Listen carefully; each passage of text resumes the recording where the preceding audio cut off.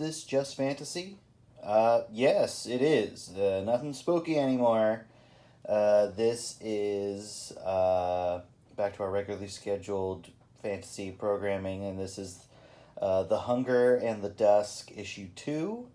I got the Cliff Chang cover because I love Cliff Chang, and this is a really gorgeous cover. Yeah, wanted to talk about this because it's a current ongoing series, and I've been really enjoying it so far.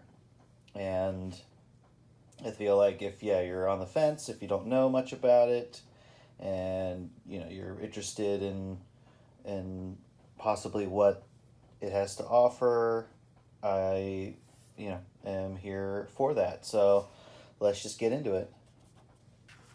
So once again, we have G. Willow Wilson on writing duties and Chris Wildgoose on art, Msassyk on colors, and Simon Boland on letters, and a color assistant, Diana Sousa. I don't even know what that position is as far as comics go. But what we're going through, and it's interesting because we're still with our introductory section here, leaning into the idea of geography being prevalent and important to the comic and where things are happening. So we're north through the Fading Hills, and just to kind of catch you up on what happened last time reiterate, orcs and humans in this universe have not gotten along, and so this is a opening opportunity for them to work together finally. And so there's this company of human soldiers that I guess go around doing soldier things, and this orc who's a healer has joined them. And so I get the idea that relationships are going to be important to this series, because there's another relationship that's explored here that is important and is explored, and I feel like we're just seeing the development of a relationship between these two characters. But yeah, I mean, as far as art and such going, we are in good hands. I'm enjoying the art of Chris Wildgoose, and also I don't know, there's just something nice about the design choices for these characters, the costuming, as well as this kind of yak looking creature as their de facto horses. Because they're in a fantasy world, they can look like whatever. And then with orcs, you can have a variety that look a little more, say, cute, as well as ones that are a little more bestial. And the same for humans, I suppose. But we're here, we're introducing some characters from the company to the orc. Minstrel and a just series of warriors, both old and young, and I think that it's what you do at the beginning of a story, so it suits. And each one of them has kind of a different look to them. I mean, they all look like warriors, say, but none of them are just wearing like a standard uniform. But it all reads well, and it's also good just for, imagine keeping it interesting as an artist, just drawing them wearing different things. But the main reason that we are uniting is because there is a threat to everybody that if they don't unite, they will possibly be destroyed, or so we got a world-ending event happening. And I do like, there's this one bit right here with the Bard character where he is upset, or rather nervous, because so many human songs have derogatory statements or references to orcs, and I don't know. I think world building wise, I think that's really interesting. It's a little dark. It's sort of funny, but also it is kind of engaging with uh, needing to change things culturally because of a shift where it was acceptable before to just equate orcs with being monsters or treacherous or thieving or just attaching all the bad traits you can think of for a person onto just a race, say like an orc, um, and recognizing that, oh wow, that's what we've been doing and I can't do that anymore.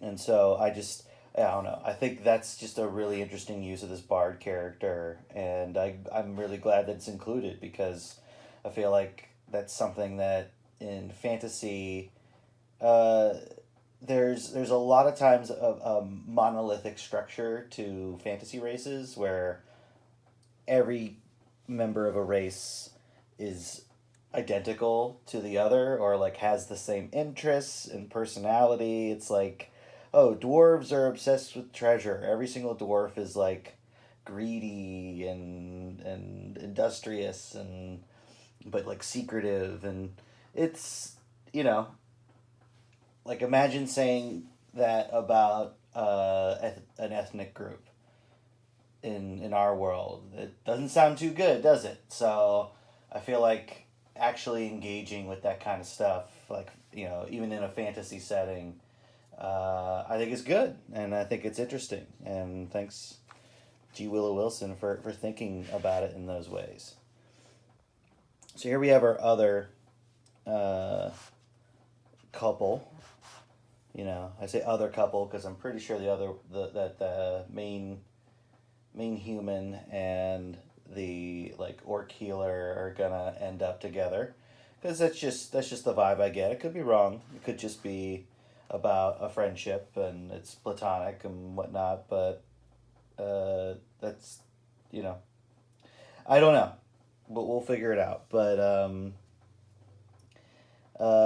this is a newlywed couple, and apparently in their culture they go on a hunt before, or I guess they're about to be married, and they go on a hunt, and depending upon the success of the hunt, they will have a successful marriage, I suppose. And this is when we find out that this guy wish that he could have married the healer, and it's very weird to me because they point out that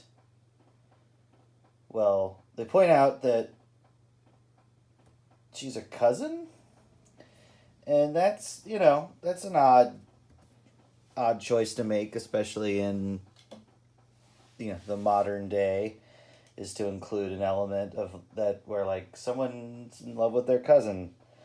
I mean, whatever. Maybe it's just maybe for orcs it's normal, or in this universe it's normal, but it's a little weird. I'm glad he didn't end up with her. I feel like, because that's kind of weird. But I don't know. I also generally like the costuming going on here. I think that there's some, I don't know, there's just some neat little design motifs going on here that carry on. I feel like, they're meant to be recognizable as like, oh, that's an orc outfit. This is the thing that orcs do when they dress, and how they cut their hair and all that. And so just nice little elements. But in this, on this hunt, it gets a little awkward because it's still they're still not sure about this marriage because it's kind of like a political marriage, like how things can be.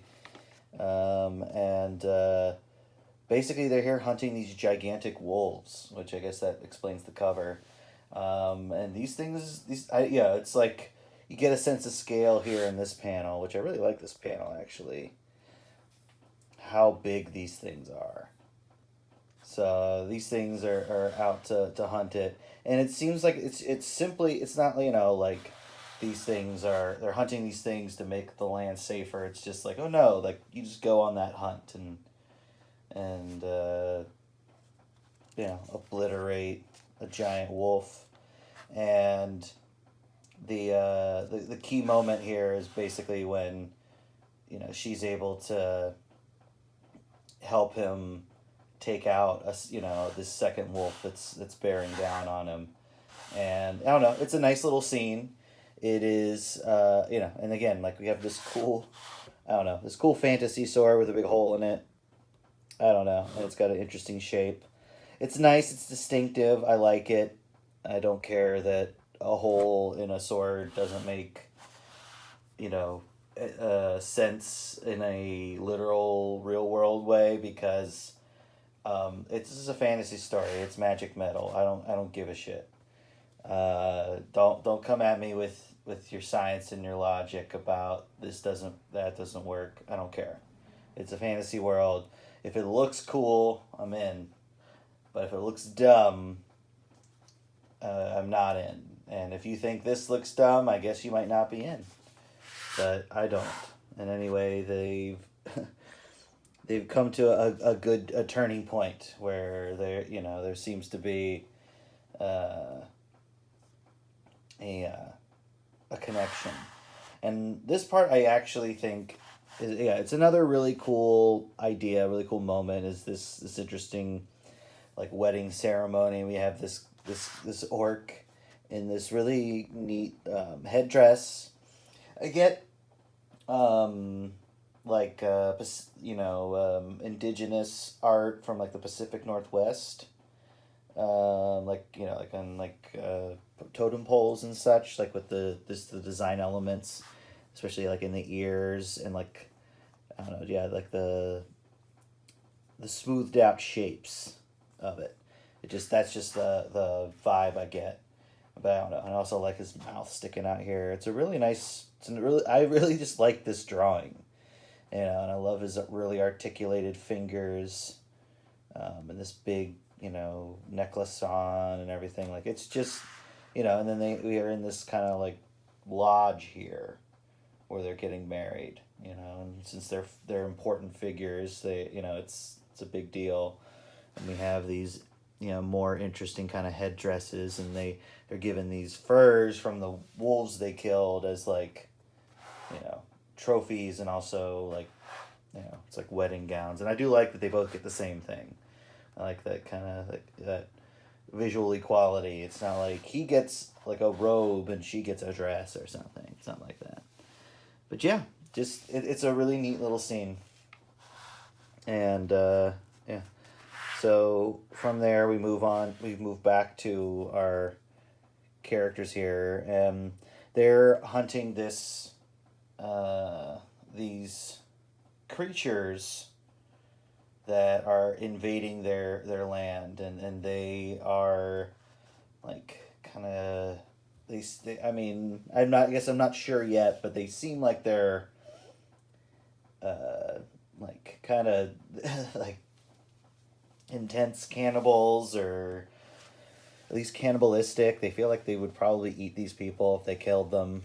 And they also like swarm. They look insane and intense. And there's something that I didn't say last time. I kind of like hinted at it, but I guess I can say it this time around. But anyway, they're trying to figure out how to ambush them. Really nice design on this boat. Also, yeah, it's just a nice perspective. Like I can read it easy. I know what's what. And because the characters are all designed distinctively, I know, like, I'm never confused as to who I'm looking at. It sounds like a basic thing. It sounds like a thing like, why is he pointing that out? Of course, like that's like a basic comic thing. There's a lot of people that There's a lot of. It's not a given. I'll just say that it's not a given. Um, yeah, and we start kind of getting them a little bit of backstory about them. Where they're both kind of orphans or unwanted figures, because and uh, his story's pretty rough. There's some hard R words in his backstory, sadly. But and then she's also like not wanted, and one thing that I think is interesting though is so that they're bonding here, but then it's broken up because they're under attack, and I just find it interesting that like the attack, like when the it's not broken up by like them being attacked.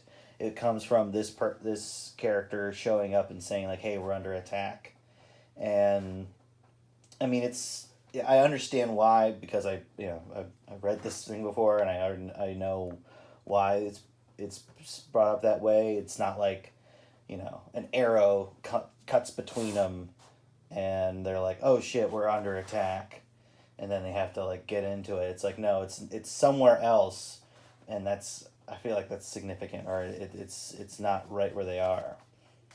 So we're coming up on this battle, and everybody's getting ready for it, and then in comes these creatures, and these are our main antagonists.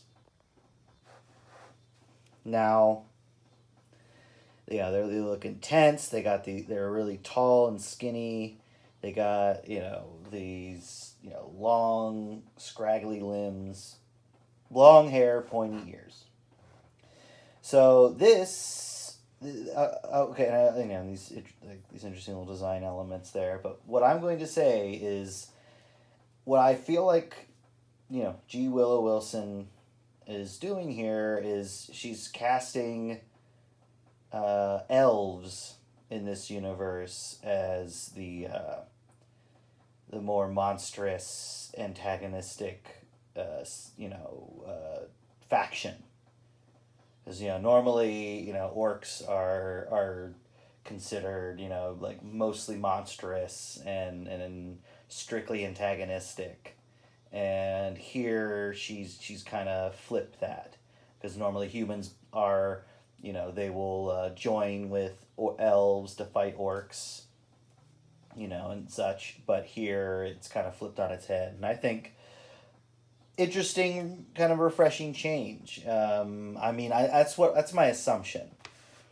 Just by the look of them, I feel like they're kind of a monstered up, version of an elf, and I'm here for that. I'm fine. I'm not against elves being, Tolkien elves or even Christmas elves or what have you. I'm fine with them being, having more connection to like traditional representations of elves. I'm also fine with this. I'm just, I think it's, it's an interesting, different look at it, and it's not just interesting because it's different. I feel like it's interesting because, it's something I've never considered, and it's also something that like, potentially, I don't know, just alters the reading experience, and so then we get this crazy fight scene. These things have just insanely large proportions. They're just long proportions, which again is like, it just looks cool. And we get another, bloody fight scene here with these things. And but these characters seem to have, they've been through a lot, so they're able to kind of make their way through this battle. And the battle's is like over now. It's this is a 1-page spread battle. Which is I feel like I could have done with a little more back and forth, but that's really not what the point of this book in particular, or probably the comic as a whole, is. It's like, it's got battles, but it's not about the battles. It's about the characters and their changing relationships. And yeah, here's where we get, kind of a sad turn, which is one of the characters is grievously wounded. And, even though she's like a powerful healer, it's just to show that how dangerous these things are, is that, they're deadly, and so, it's going to probably isolate her from her group because she failed, and so it's good, interesting emotional stakes, because we're getting to know these characters, we're getting to like them, sympathize with them, and so it's good getting these things, let these things be bad, let these things be monsters, let these things get the better of some characters, because they kind of need to if they're going to be a viable threat. But yeah. That is issue number 2 of Hunger in the Dusk. I dig it. I'm going to keep digging it, probably. Or, at the very least, I'm going to keep getting it. So you'll probably see at least, another episode or 2 about it. Who knows, however many long this is, maybe all of them. But ultimately, I think that it's, Hunger in the Dusk is still like a really interesting fantasy comic that's out right now. And if you're interested in fantasy comics, if that's your jam, which I feel like it probably is, or maybe if you're watching this video, then you should check it out. And you know what else you should check out?